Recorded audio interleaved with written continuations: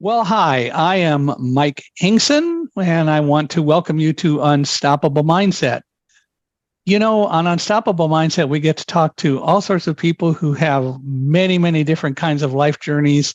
And as I tell people, my most important goal on Unstoppable Mindset is to show every one of us who is listening and participating that we can be more unstoppable than we think we can. And unstoppability is something that is different for everyone in the world. It's not the same necessarily for you or for me, or for our guest, Aaron Waldron, today, who comes to us. He describes himself as a shaman in journey, religiously traumatized. I'm interested to hear about those things. And from talking with him a little bit before, I know he's got a really interesting story to tell.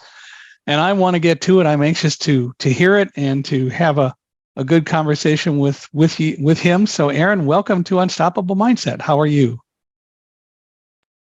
Thank you for having me, Michael. Really appreciate it. Well, why don't we, if we could, at least a little bit, why don't we start out with you talking maybe a little about the early Aaron, growing up or some of those things, and give us a little bit of idea of things that maybe helped shape the way you are today and so on. Definitely. Well, we were raised in New York City, Brooklyn, New York. Let me interrupt. If there's one thing I want you all to understand, Aaron speaks in the third person. I should have said that. I apologize. And he'll probably explain more about that, but I just want you to understand that that is what he's doing. So I'm sorry, Aaron. So born in New York City. Yes, we were born in New York City, Brooklyn, New York, and we were pretty much poor our childhood, living along shelter systems, um, living off public assistance and whatnot.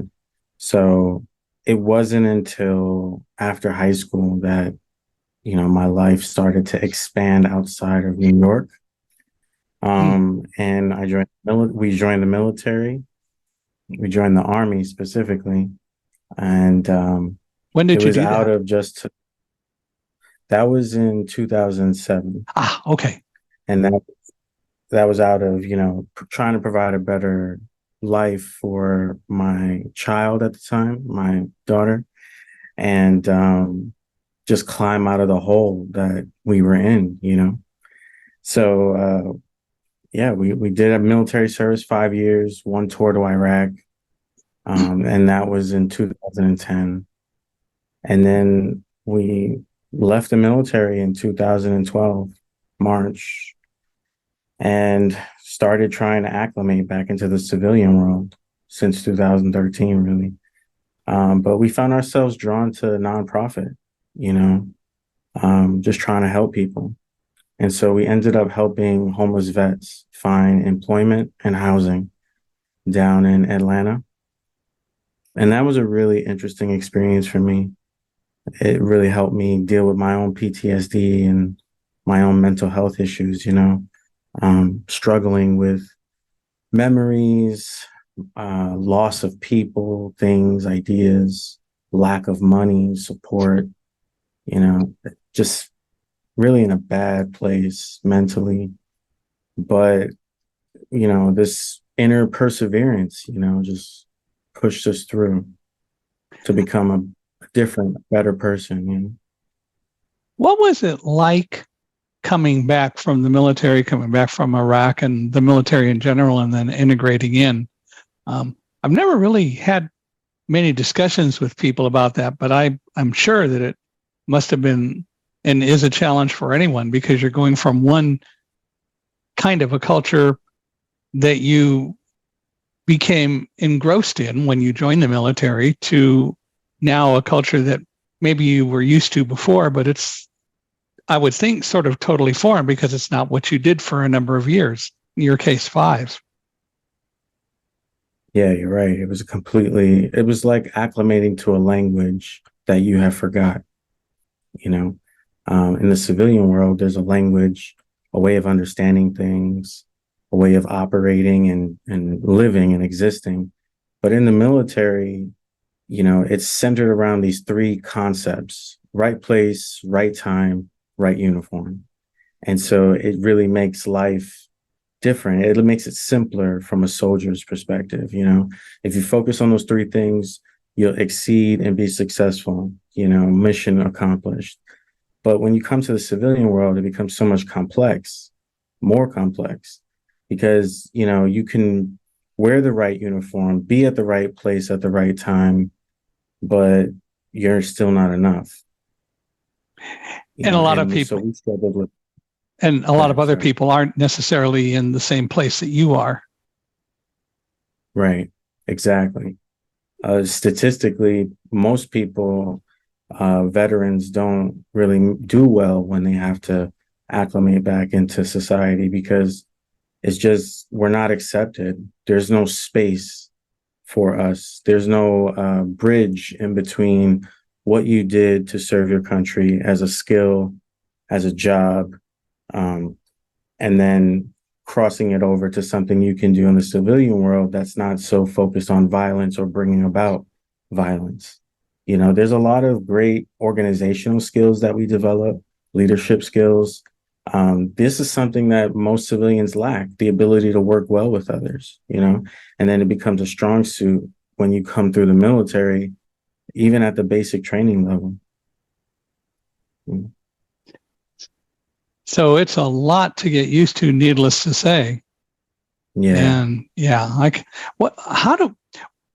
I'm sure you've thought about this. What can we do societally to change that so that people who are here become more accepting or more understanding, or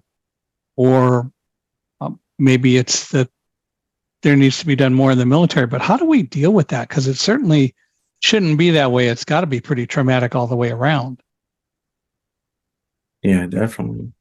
That's tough because, from my opinion, these initiatives to help bridge veterans into society should come from the same population. It should be led by veterans. Mm.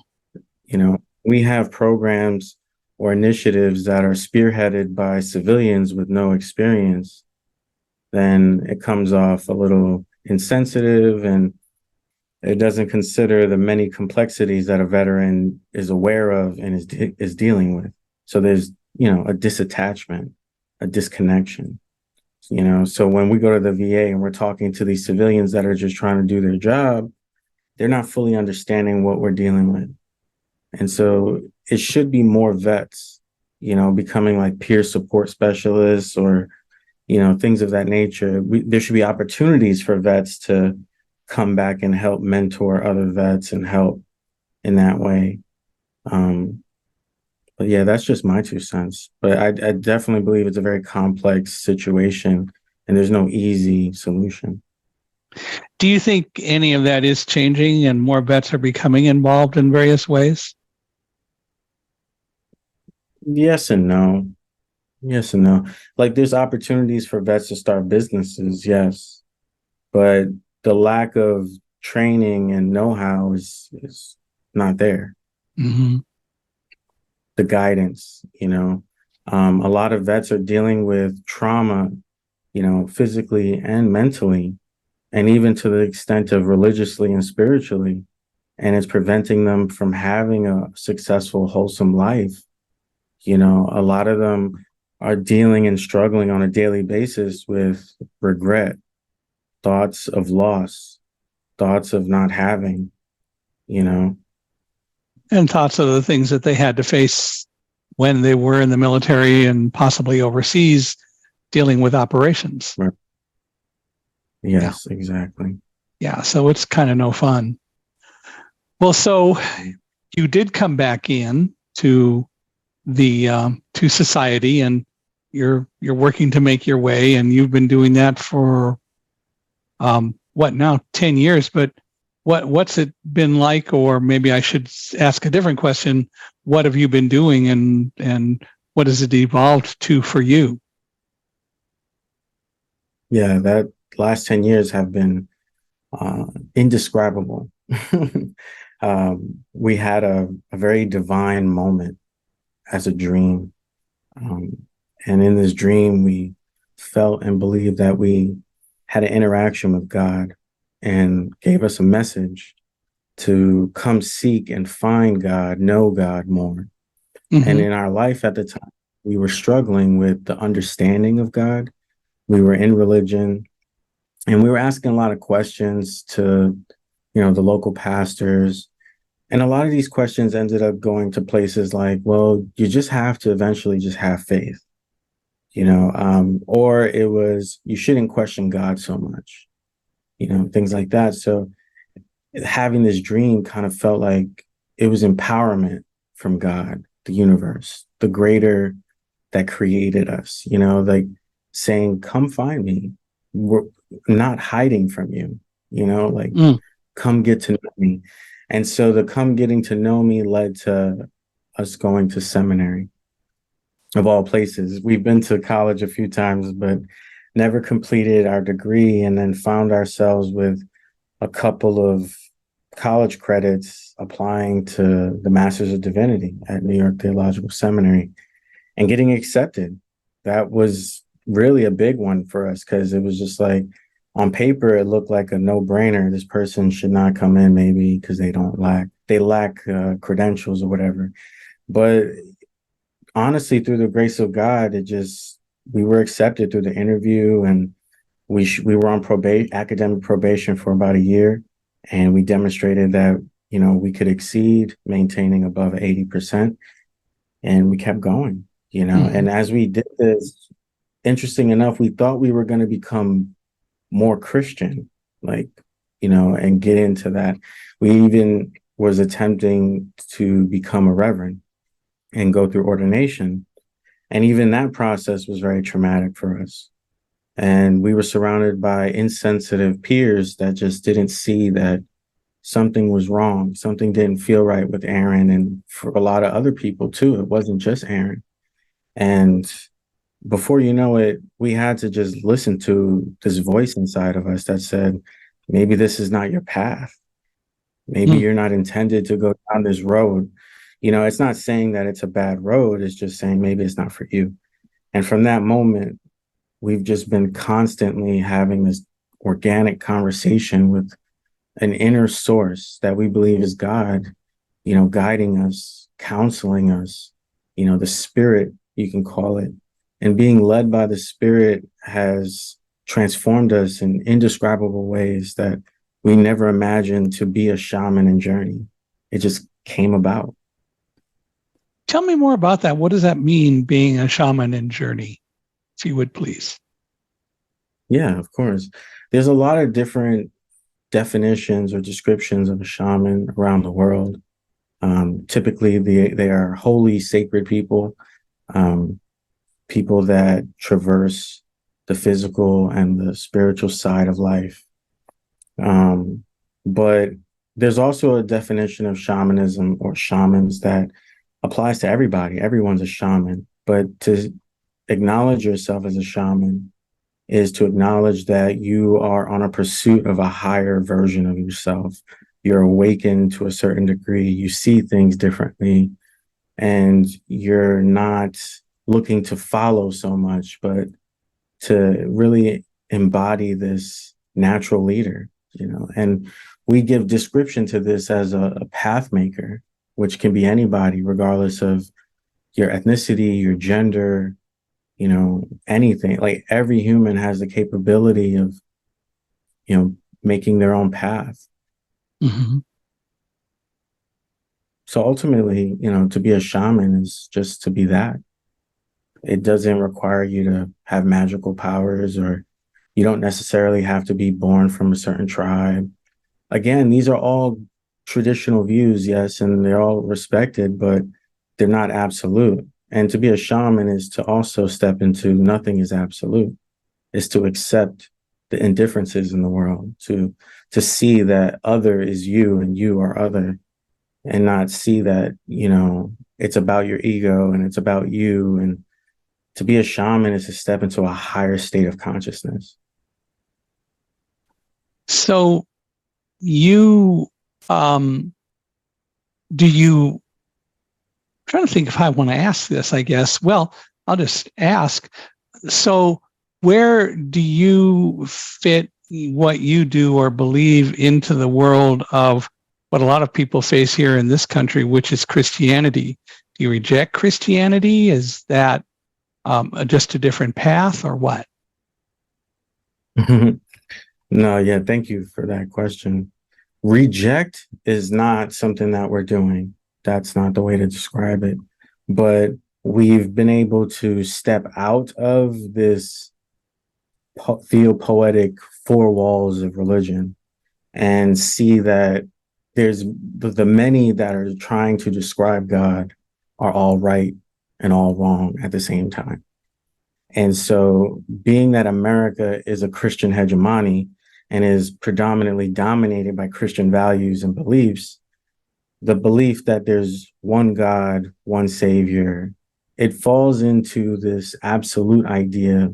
And that's where it gets dangerous, because then you have people that believe they have to forcefully convert others to save their soul by any means necessary. And we have data that demonstrates how, religious conversions around the world have also demonstrated killing people.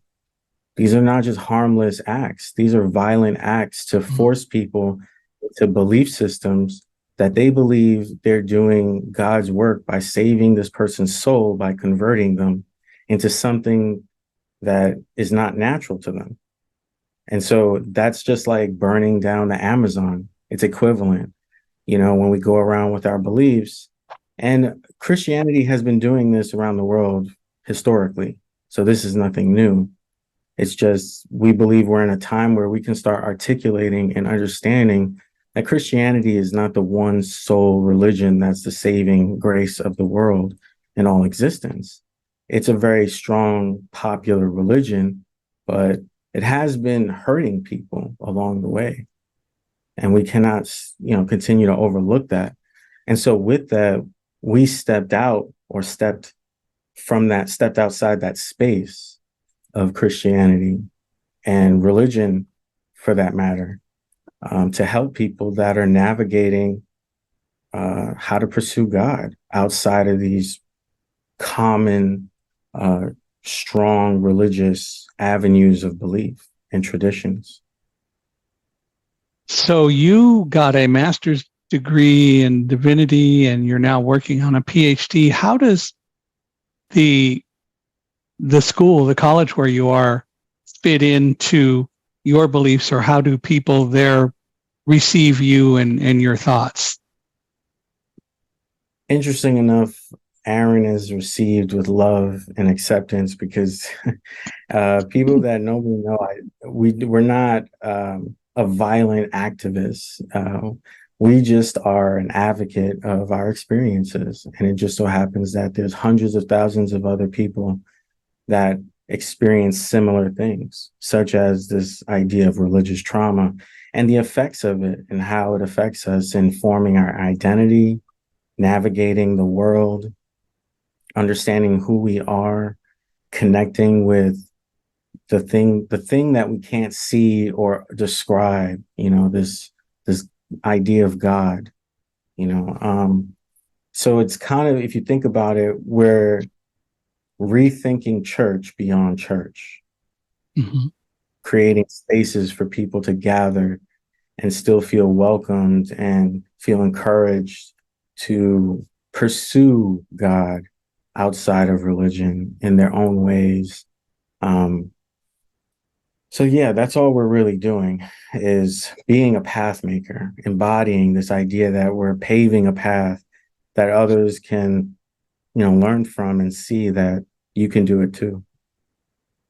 And that, I guess, is why I asked the question, because I'm sure that the perception of a lot of people is that schools of divinity like that are just Christian oriented. And the reality is they're not. They're God oriented, which is very possibly a whole different thing. Yes. And Yeah. it's important. Go ahead. No, I was just going to say, especially because the seminary is one of few seminaries in America that have a multi-faith program at a doctoral level. Mm. And so classifying is always tough. What would you be classified as then in that multi-faith program?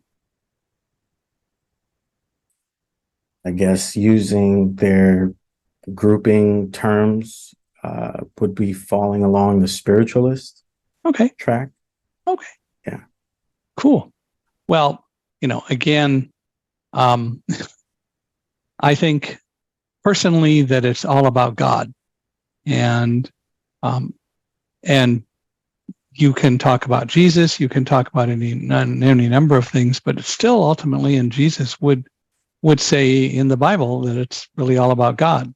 Um, and as he's pointed out, I am my Father are one, and so are all of you. So it really is, or ought to be viewed in the same way. Unfortunately, we do tend to become very limited at times in what we do, which is um, something that then tends to create a lot of the separations that we face.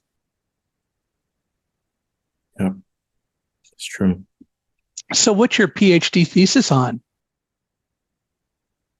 For clarity, it's not a PhD, but it's a demon. But it's a Ah, dissertation. My okay. dissertation is Here. on, or called, between space. And the idea is to create spaces in between larger structures of spaces, such as religions, to allow people to gather and develop, share, and to be heard by being listened to. So we created a digital community, and this digital community for the last 8 months has been thriving slowly, really drawing people that are interested in developing themselves outside of religion, people Mm, that have been hurt by religion and are trying to navigate and figure out what part of that hurt belongs to God and what part of that hurt belongs to humans' decisions or choices or immaturity. So this space allows that to happen. We also have a teaching space that we use films. It's called Between Film. It's an artistic theopoetic approach to helping us navigate and understand a lot of different complicated spiritual, mental ideas, such as the self, the shadow, the development of self through a hero's journey, community. What can that look like? A meta spiritual community.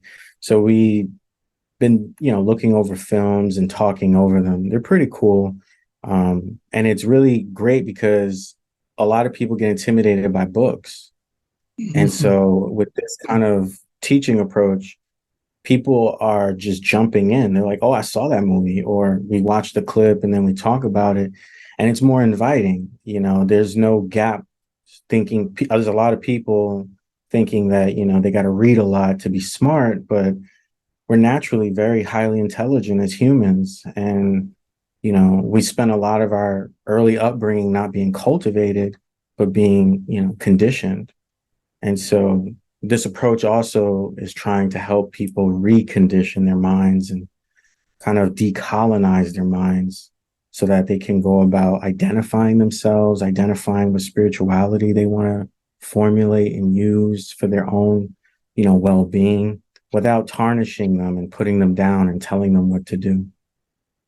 Yeah. I guess I said PhD. I should have probably said Doctorate of Divinity. Is that correct?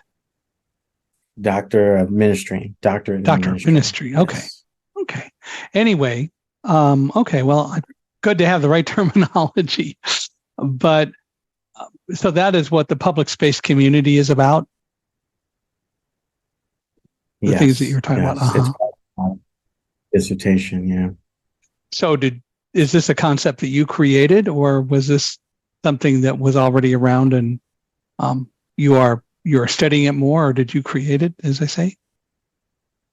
Oh yeah, we started it actually, and it's based out of our own experiences and traumas. So we went about this idea of formulating a community in space that was hyper focused on the digital. So we meet through Zoom or some form of digital meetup, and it also allows us to not focus on the physical gathering. And there's a lot of complications that come with the physical gathering, as you well know, with even disability. And if you have a congregation that is physically disabled and you're in a physical church and they're arguing over physical space, that's something that we alleviated by just focusing on the digital space so that we could really focus on our thoughts, our spirits, the spiritual aspects, energy, not what we look like at the time or what we're dressed like or where we're sitting or traffic and stuff like that. So we really wanted to focus on a digital community, and most of the community members are millennials, so they're Mm. very busy. And this was another thing; it was hard for them to physically meet, but if we did a digital meetup, it was easier for everyone to manage. So it's interesting. Maybe it shouldn't be considered so fascinating. But why do you think more or most of the people are millennials? Yeah, that is interesting. Part of my research was trying to understand that very same inquiry, why millennials? And it just so happened that over the last decade, the series of events, historical events, have kind of shaped and pushed this particular group of people that are in a particular age range that we classify as millennials to respond to religion in a particular way. We started to see a huge increase, a significant increase in people leaving the church. And a lot of those people leaving the church were millennials. And you have the age group that's older than them, their parents and their grandparents, that have a sense of loyalty to their church. Mm-hmm. But millennials seem to have this thing going on where they're questioning things and they're sensitive to things. And so they say, most millennials are just saying, I don't feel comfortable in church anymore. And, there's this guilt from past generations that say, well, you're supposed to do this. You should be doing this. It's the right thing to do. And so we see in this particular age group, millennials, that they're deciding to think for themselves a lot. A lot of critical thinking is taking off. And then you see in their children, Gen Z, you see this even more, but my research is focused on millennials, but hopefully in the near future, we can extend to start studying and understanding the effects of Gen Z, our children, millennials' children's children. It is interesting to see what's happening, and I've heard and seen in a number of things that I have read that millennials and now Gen Z are people who are searching and are willing to expand their minds and look at alternatives, which is something that hopefully will take them down some paths that will also help them deal with some of our more materialistic things in our world a little bit differently than people in the past have done as well. True. But I think we'll have to wait and see where that goes. So do you think that if people understood it, if millennials understood it, they would say that they have suffered a lot from religious trauma? You've used that term a bunch of times. I'd love to learn a little bit more about what you mean by that, but and also then answering that question of, you think that's what they would say as well, is that it's a lot about religious trauma? Yes, exactly. Yes, we would, because we started seeing that most people don't even make connections that they have religious trauma. So we started to view it as something like a cancer, and we're unaware that we have this cancer, and it's spreading through our body, and it's affecting our body in hidden, mysterious ways because we don't even know it's there.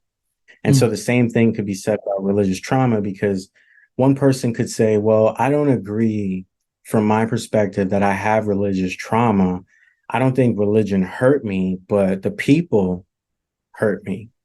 And so it's maybe not the belief system, but it's the people upholding the belief system that can hurt you. And you still fall in that category of religious trauma because the structure, institute, or practices is genuinely what is hurting you.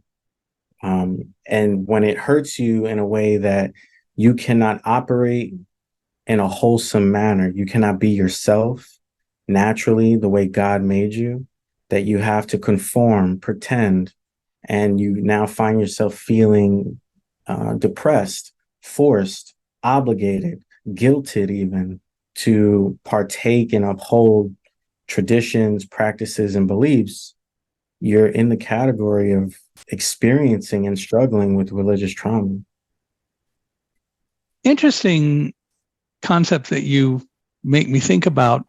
So you make a huge distinction between the beliefs, let's say, for example, in Christianity, but the actual beliefs or teachings of the church, as opposed to the people and what they're doing in the church. Am I gathering that correctly?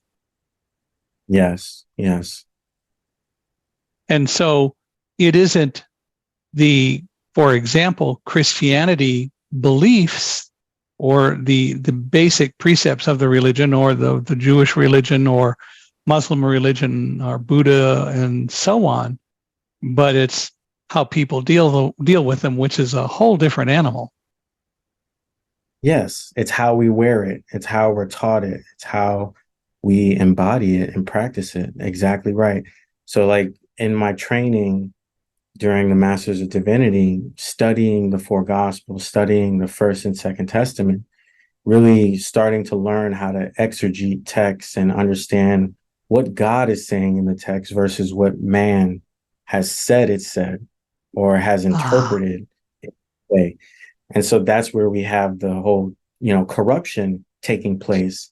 The Gospels are inspired by God, no doubt, but how we used it, how we taught it, and how we continuously practice it is what's been corrupted and poisoned. One of the things that I think about often is one of Jesus's statements, "I am the way, the truth, and the life." And people say, well, because he says that, clearly he's the only one to follow. But looking at, from my perspective, when I think about that, I go back to Exodus, where God said, "I am that I am, thou shalt say, I am, has sent me to you." And that Jesus' statement really is God is the way, the truth, and the life. And that I am isn't necessarily dealing with Jesus alone as the person, because the other thing that Jesus says is, of course, he is God, and as we all are. Yeah. Yes. Yep. Exactly right. That's what we were speaking about, like the way we interpret these texts. And a lot of times we use literal interpretations and we read the text and only what it says literally, when a lot of what is in the Bible in those 66 books are selected, but they're very poetic. They're meant to mean larger things, not specifically one thing.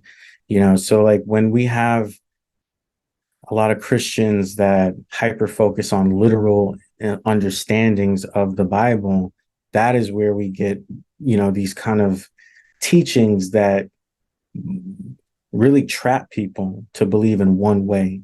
But like you're saying, and like we said in the past, there's nothing wrong with the Bible per se, because there's a lot of truth, even in the Gospels when Jesus or Yeshua is recorded speaking. That's not like, that applies to everything and everyone. And we've also seen through multi-faith studies that these things overlap, like Buddha overlaps Jesus and so on. And so they're saying same things, just in different ways or different perspectives for the audience that they are speaking to. Yeah, which makes a lot of sense. And I know that there are going to be a lot of people who disagree with that, but nevertheless, it does make a lot of sense to consider the whole rather than just individual parts, because the other part about the Bible is taking any one small thing out of context is a very dangerous thing, and way too many people do that. Yes. Yeah. So, talking about you a little bit more. So you said you had a daughter that you wanted to care for when you went into the military. And so what happened with all of that? Do you still, is that your daughter that you deal with still? Or because I think I read in your biography that you married a different person. Yes. Yeah. Yeah. Right now, my relationship with my daughter is very distant. Um, and we've in our own life had to come to terms with certain things because of what stories or what perspectives have been told to her. It's like this micro to the macro, the fighting of the narratives and fighting over truth and lies. But in the military, it was very hard for me to be around my daughter Yeah. because work kept me away.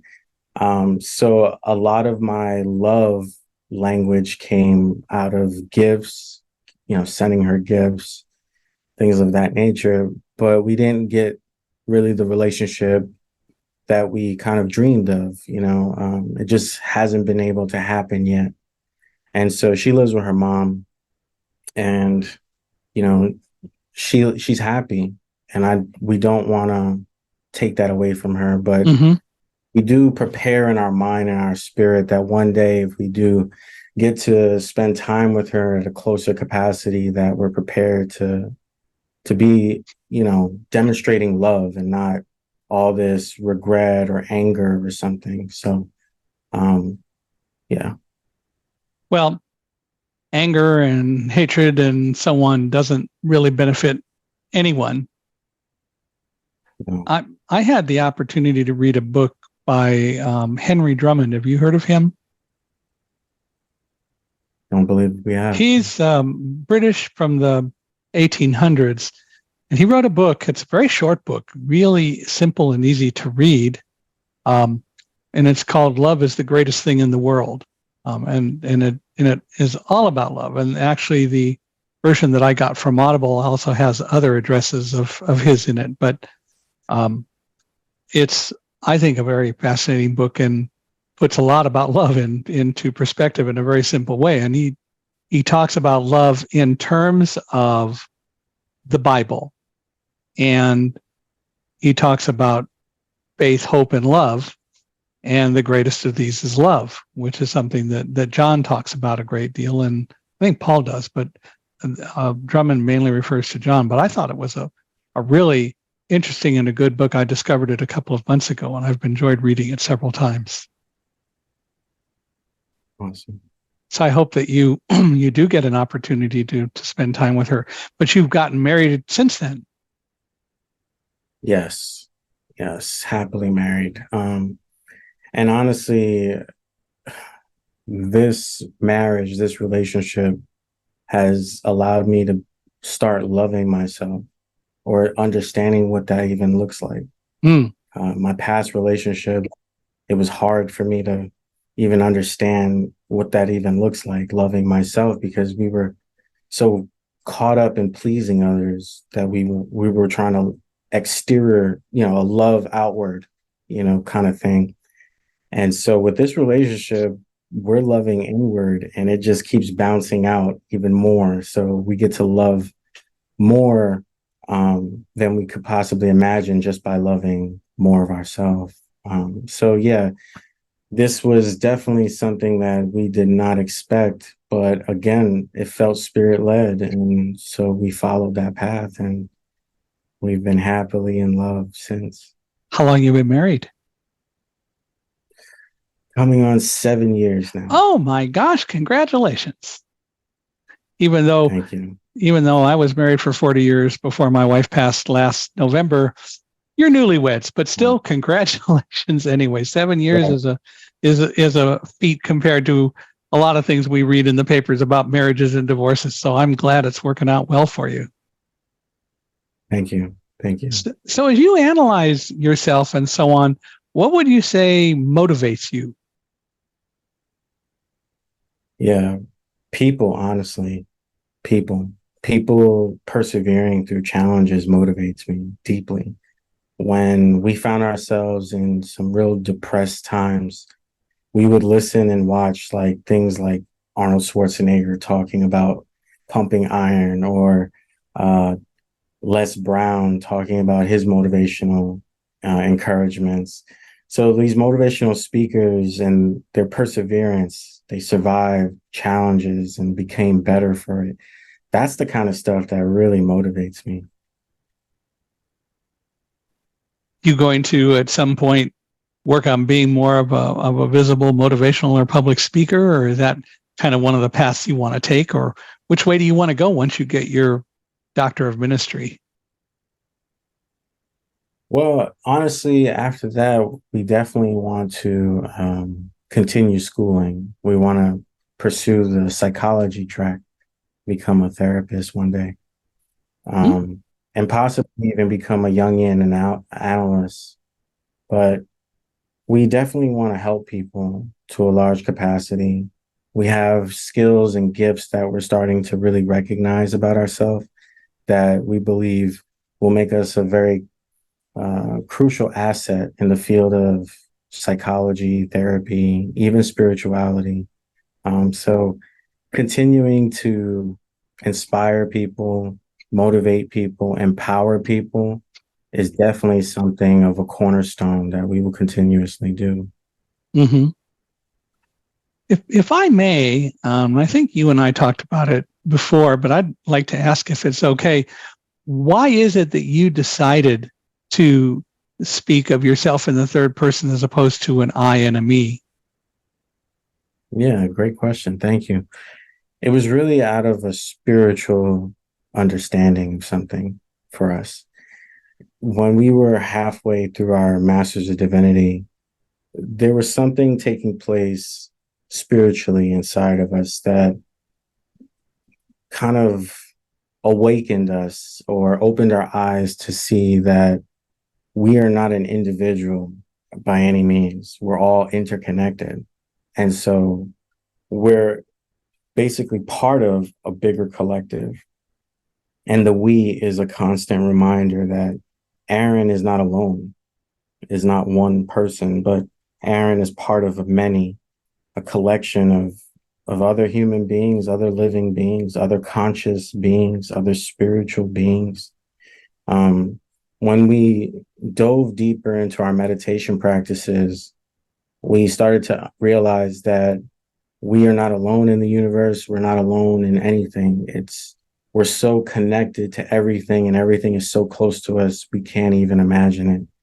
It's not until we start really focusing on connecting with everything around us that we start to see that there couldn't be possibly an I. So we took it upon ourselves to embody that by changing our pronoun to a third person.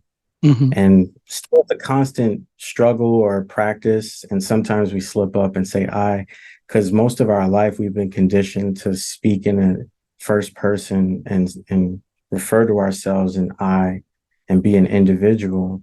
So this has only been a few years since we've been practicing this. So we're still kind of young and new to it, but it's a pursuit that we feel that it's a discipline of ours, and we Mm-hmm. continuously strive to remind others that Aaron is not an individual, but part of a collective. Do you find, or are you finding that other people have or are adopting that same concept? Yes, it is not that strange. Mm-hmm. And that actually made me feel a lot better about it. A few years ago, we started to see that a lot of people started thinking like this and started practicing this. It makes it a little bit more complicated with socializing with people, but it just takes practice like anything. Well, yeah. My immediate reaction is, nevertheless, we ought to all be accepting of what we choose to do. There's no reason that anyone should have a problem with the we as opposed to the I. I mean, in England, we used to hear about the royal we all the time, and we still do. whether it's a custom Yes. or whatever. So it isn't new, True. but it is something that we should learn to accept. And if that is what someone chooses to do, especially since there's clearly a good rationale for it, then no magic there. Yeah. So, what is your biggest fear in the world or anywhere? My biggest fear is that we cannot be ourselves, honestly. It used to be we were afraid to be alone, and that actually transformed over the years, over the last to like 5 years. We used to have a very deep fear since we were a child of just being alone because we were abandoned in our childhood and suffered with abandonment multiple times through our life, leading into our young adulthood. And so recently, our fear has transformed from that to that we're afraid to not be ourselves because we started seeing that the more we were being ourselves, the more we were being rejected by, people and places and spaces and ideas. And so this fear started like really erupting inside of us of not being accepted or understood because we were being ourselves. And so we have this fear of having to conform so that people can understand or accept us. So, what do you do about that? A lot of meditation. Even before coming on here, it's not that we were afraid of you or the concept of the podcast or being interviewed. It's just we have these deep, unresolved anxieties sometimes of like public speaking or engaging with people. And this probably even speaks to your comment about do we see ourselves becoming a more public figure and encouraging people. And right now it's hard, it's challenging, and we're in the process of trying to overcome that to be a better person so that we can be a better, stronger public figure. But we're just not there yet because we have so many things we need to still work on inside of ourselves, so that we can respond in a healthier way and not respond from our hurt and pain and ignorance. Well, I hope, and I don't think I'm reading into it, but I hope that you found that as we're talking here, you're feeling more comfortable and more relaxed. You sound more relaxed. Yeah, of course. You make it a very relaxing setting. Yeah, of course. Well, the only thing I know is in about 12 or 13 minutes, I'm going to have to go feed a dog or I will be devoured before your very eyes. No, we're good. He's over here asleep. And talk about love. I've always believed that dogs love unconditionally and we could learn a lot from them. Now, I've also said that dogs don't trust unconditionally, but they're open to trust. And I think it's something that we all need to learn is that we should be more open to trust and we should be more open to accepting people.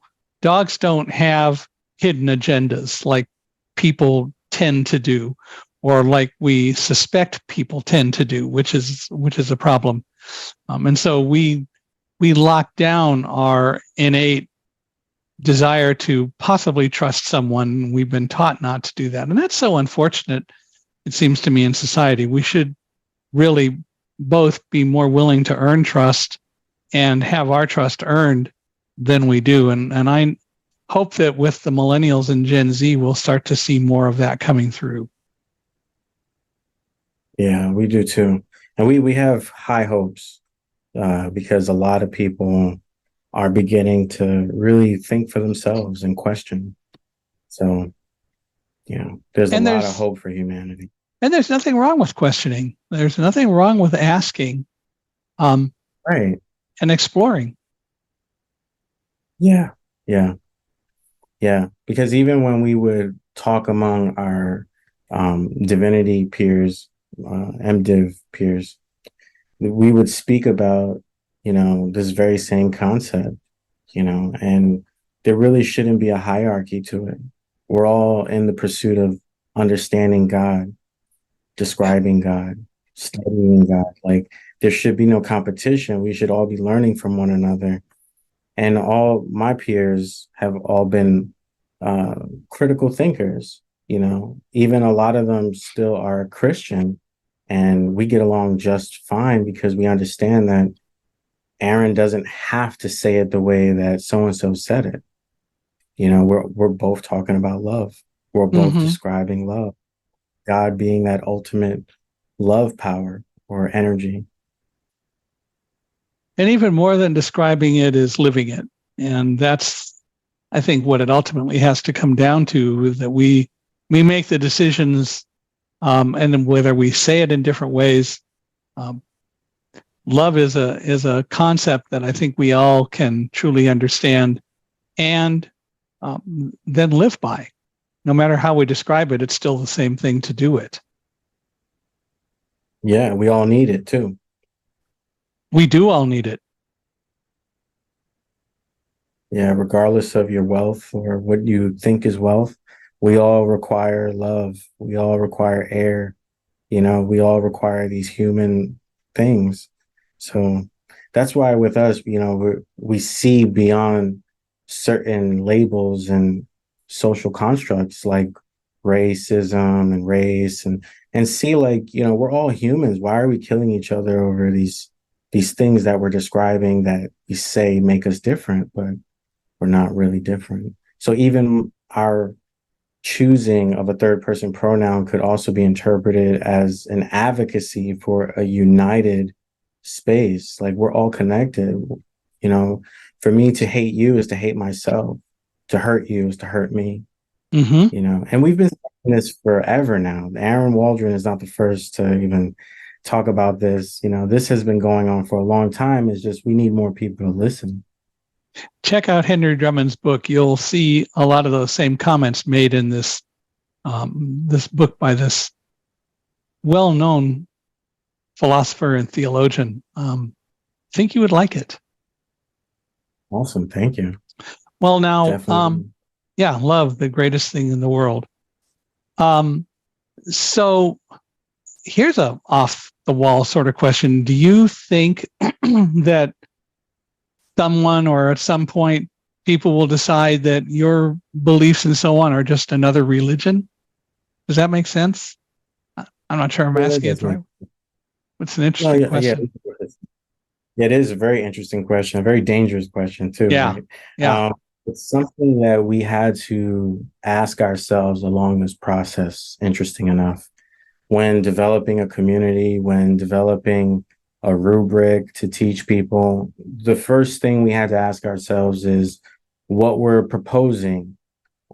Is this a cult? Is this a religion? You know, and if that is the case, why are you trying to reinvent the wheel? Mm-hmm. Right. And so we had to remain constantly in this space of whatever we do is not an attempt to reinvent the wheel, but it's just to look at the wheel and the usage of that wheel in a different way. And so we're not creating a new religion, we're not creating a cult. What we're doing is we're trying to help people see that it's okay to be different. It's okay to be you, whatever that looks like, regardless of your looks, disabilities, setbacks, you know, what you've done that could translate to sins, things of that nature, what you don't have or lack that could translate to poverty. You know, that doesn't determine your connection with God. And so my biggest push is to remind people there should not be a middleman between you and God because no one knows more than you when it comes to God. No one has a capitalism on the knowledge of God because we're all just interpreting an idea of God. God is not the physical thing that we can go visit. God is everywhere. It's nowhere, right? And so we can't just bottle God up and say, well, I've got God and it's for sale, or I've got God if you want to cure something. You know, so we're here to advocate that that's not necessary. God is not that far away. God is actually inside of all of us. We come from God. We're always connected to God, so it's a remembrance, not a Right. religion. And the last thing, and that's an interesting way to put it. And the last thing you want to be, as using your own terminology, is that middleman, because that would violate every precept you've talked about here. Exactly. Exactly. What strengthens your faith beyond religion? So many people say, well, my faith comes from being a Christian and all that. And so for you, what strengthens your faith, since you deal with it outside the typical constructs of religion? Yeah. My solitude strengthens my faith. For me, we hear God, so to speak, more in our solitude. We feel God closer in our solitude. But when stepping outside the four walls of religion in the wilderness, so to speak, my solitude is where God feels and sounds and is the closest. And that gives us faith. And I would, the only thing I would add to that is your love also, which has to be an integral part of it. Of course, in our solitude, we learn to love ourselves. And in that process, we learn to love others through their heartaches and struggles, because we're surrounded by a lot of people that are carrying things unconsciously, or they're carrying things consciously and are battling with it. That doesn't mean that we shouldn't be connected to them or be their friend or help them. We just have to be aware of these things so we can better love them, and not enable their toxicities, because we want to say, oh, well, me giving you money is how I demonstrate my love. Okay, well, maybe money is not what I needed, that type of thing. So for me, in solitude, we get to not only know more of ourselves and be able to love more of ourselves, empathize with more of ourselves, especially our shadow, like that really hurt part of ourselves that's like really angry all the time and just doesn't know everything, is misinformed and doesn't have all the facts or all the perspectives to see that it wasn't about you per se. You were just part of a larger event, type of thing. So by doing this stuff, we're able to love strangers, complete strangers, interact with our neighbors, so to speak, and be good neighbors without a secret agenda. Yeah, that's really the operative part. Without a secret agenda, there's no need to have it. No, So, there isn't. you have chosen a different path other than the traditional, typical organized religion. Do you still have friends who are religious leaders and very active in their own religions? Yes, many. And Good we for you. have deep, deep conversations all the time. But yes, we still have friends that are inside religion, in the church. They're prominent figures, leaders, and we still agree to certain capacities about things. But more importantly, we're friends, human friends. And that proves the validity of a lot of what you're talking about, because you can do that and you don't need to battle over who's right and who's wrong. Right, exactly. So after leaving religion, do you view your life, or would you describe it as being something like Exodus in the Bible? Yes, How do you like exactly that for a right. question, huh? Yeah, that's a great way to put it. In an analogy way, or poetic way, would be like our life has been like Exodus, and we still find ourselves in Exodus. And we're looking for that land of milk and honey, so to speak. But the idea of the land and milk and honey is not a destination, Mm-hmm. so to speak. It's a pursuit, right? Where we're looking for something better constantly, and we're just navigating the wilderness. And when we do that, we have to pick up certain skills and embody certain things and live our life a certain kind of way for us to be in a balanced state with the wilderness, nature, because nature is not predictable. Mm-hmm. And And I think so, that, sorry. go ahead. No, I was just saying we have to be adaptable and fluid and reflective of that natural state of just something may happen and it may not always go as planned, and we have to be able to just adjust and adapt and grow and develop. And I think we'll find eventually that land of milk and honey is really something that's more inside of us, and it's more of a concept and a state of mind, or if you will, in terms of what we do with this podcast, a mindset than anything else. We agree. Absolutely. Well, I want to thank you for being here and for doing this. I have had a very enjoyable and joyous time. I hope you have too. It's been fun, and I hope that you listening have enjoyed it and found it stimulating. Lots to think about, needless to say. If people want to reach out to you and maybe learn more about you and talk with you, how would they do that? Well, we have a website, www.ashamanandjourney.com. We have a YouTube channel, A Shaman and Journey, and we're on Instagram and Facebook under the same name. So we really have been creating little projects, podcasts, as well as public space has been recorded and is shared online. So you can go back and see what we be talking about in our space. Well, you you certainly leave a good trail with A Shaman and Journey everywhere you want to look. So that works for me. Easy to find you. That was the goal. Well, there you go. You got it. Well, thanks very much, Aaron. And I want to thank you again for listening to us out there. This has been, as I said, stimulating and fun. I hope you've enjoyed it. Love to hear your thoughts, and I know Aaron would as well. Please feel free to reach out. You can reach me, as I've said many times on our podcast, at Michael, MICHAELHI, at Accessibe, ACCESSIBE.com, or go to www.michaelhingson.com/podcast. And wherever you're listening, please give us a 5-star rating. We appreciate that and we value it greatly. And also, please feel free to reach out to us, and we love any and all of your thoughts and your comments. We appreciate them, and we'll respond anytime anyone reaches out to me. I will always respond back, and I'm sure Aaron will as well.